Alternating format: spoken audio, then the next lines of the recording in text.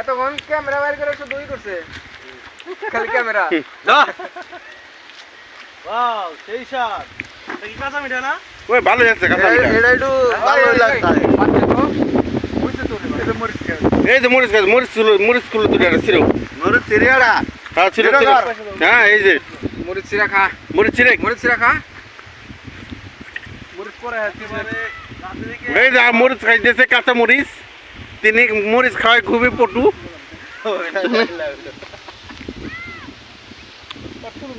চারপাশে দেখতে পাচ্ছেন সবুজের সমারোহ